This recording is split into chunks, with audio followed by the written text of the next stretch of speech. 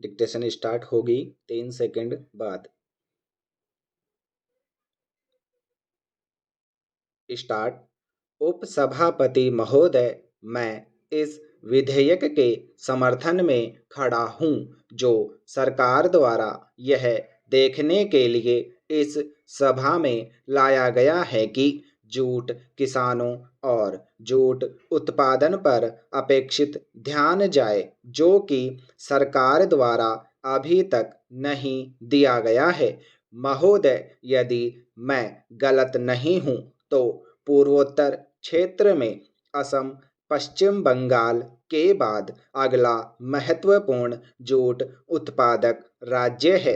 मुझे अच्छी तरह से याद है, पूर्व में किसानों के बीच जूट की खेती बहुत लोकप्रिय थी, किंतु हमने देखा है कि धीरे धीरे हमारे क्षेत्र में जूट का उत्पादन कम हो गया है, क्योंकि किसानों को उनके उत्पादन के लिए यह वास्तविक समर्थन मूल्य नहीं मिला है जो उनको मिलना चाहिए था। और इसके अतिरिक्त भारतीय जूट निगम के अलावा जूट से संबंधित विभिन्न मामलों पर गौर करने के लिए कोई संगठन नहीं है। महोदय, भारतीय जूट निगम की केवल जूट की खरीद करने में रुचि है और इसका अपना विपणन है। जूट किसान प्रत्येक चीज से पूर्णतया वंचित हैं। इसके परिणाम स्वरूप धीरे धीरे उत्तर पूर्व क्षेत्र में असम और इसके आसपास के क्षेत्रों में जूट का उत्पादन कम हो गया है। किसानों को राज्य सरकार या केंद्र सरकार दोनों से प्रोत्साहन नहीं मिल रहा है। अब मुझे कहते हुए बेहद प्रसन्नता हो रही है कि सरकार इस विधेयक को लाई है, जिसमें किसानों के हितों की रक्षा के लिए दूरगामी उपाय जूट के उत्पादन में वृद्धि और इस तरह जूट उत्पादन को देश के औद्योगिक मानचित्र पर लाने की बात शामिल है। यदि यह भारत के औद्योगिक मानचित्र पर न भी आए तो कम से कम जूट उद्योग एक बार पुनः पटरी पर जाएगा। महोदया, मुझसे पूर्व बोलने वाले अन्य पक्ष के वरिष्ठ सदस्य ने कहा है कि इस विधेयक में जूट उत्पादकों को संरक्षण दिया जाना चाहिए। इस विधेयक में जूट का उत्पादन करने वाले किसानों को प्रतिनिधित्व प्रदान करने संबंधी नाम मात्र के कतिपय उल्लेख को छोड़कर प्रस्तावित विधेयक में इस बात का कोई अन्य उल्लेख नहीं है कि जूट किसानों को केंद्र और राज्य सरकार दोनों से पर्याप्त संरक्षण मिलेगा। अब मुझे प्रस्तावित विधेयक राज्य सरकारों और पटसन निकाय के बीच कोई समन्वय तंत्र नहीं दिखता, इसलिए मैं माननीय मंत्री जी का ध्यान आकृष्ट करता हूं और उनसे यह देखने का अनुरोध करता हूं कि जूट उत्पादक राज्यों के कर्तव्यों, केंद्र सरकार की नीति के साथ किसानों के समन्वय के संबंध में विधेयक में प्रभावी उपबंध होने चाहिए, ताकि प्रधान तौर पर जूट उत्पादकों को चाय उत्पादकों की तरह केंद्र और राज्य सरकार दोनों से पर्याप्त धन मिले, क्योंकि ये भी समान रूप से महत्वपूर्ण नकदी फसल है। माननीय उपाध्यक्ष महोदय, मेरा राज्य असम पिछले कुछ समय से एक दुर्भाग्यपूर्ण दौर से गुजर रहा है।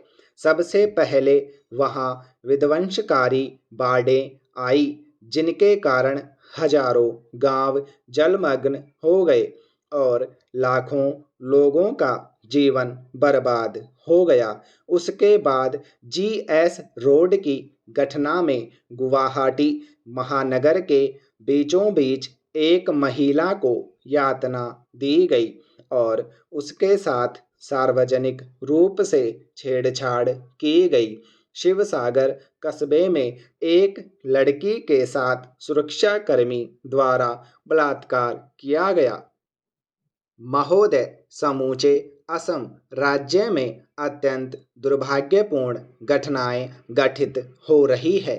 गुवाहाटी शहर के मध्य में सड़कों पर महिलाओं का उत्पीड़न और उन्हें अपमानित किया जा रहा है और अब यह मुद्दा सामने आया है जिसमें बोडो और अन्य लोग शामिल हैं। वहां घट रही हिंसक घटनाओं के कारण लाखों लोगों को कष्ट झेलना पड़ रहा है। लाखों लोगों को अपना घर बार गंवाकर राहत शिविरों में आश्रय लेना पड़ा है। ऐसा बताया गया कि 3 लाख से ज़्यादा लोगों ने राहत शिविरों में आश्रय लिया। 100 से ज़्यादा लोग मारे गए। महोदय, असम के मुख्यमंत्री ने इस स्थिति का मेरे से ज़्यादा सही तरीके से उल्लेख किया है। कल उन्होंने कहा कि असम एक ज्वालामुखी पर बैठा हुआ है।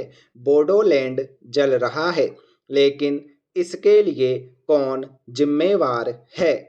निश्चित रूप से इसके लिए असम के लोग जिम्मेवार नहीं हैं। इन समस्याओं के लिए न तो बोडो लोगों और न ही मुसलमानों को दोष दिया जा सकता है। असम सरकार ही वर्तमान स्थिति के लिए जिम्मेवार है। इस स्थिति के लिए केंद्र सरकार भी जिम्मेवार है। महोदय, हमें इस समस्या की जड़ तक जाना होगा। असम में 14 जनजातीय क्षेत्र खंड हैं। उन खंडों में लोगों को अवैध रूप से बसने दिया गया और इस अवैध व्यवस्था को रोकने के लिए AASU ने उसके विरुद्ध 1978 में एक आंदोलन शुरू किया था।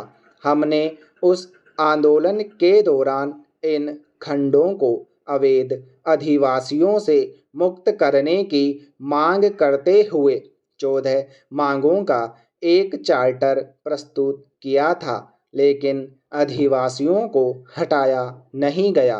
उन क्षेत्रों की जनजातीय आबादी को उन अवैध अधिवासियों के विरुद्ध संरक्षण नहीं दिया गया।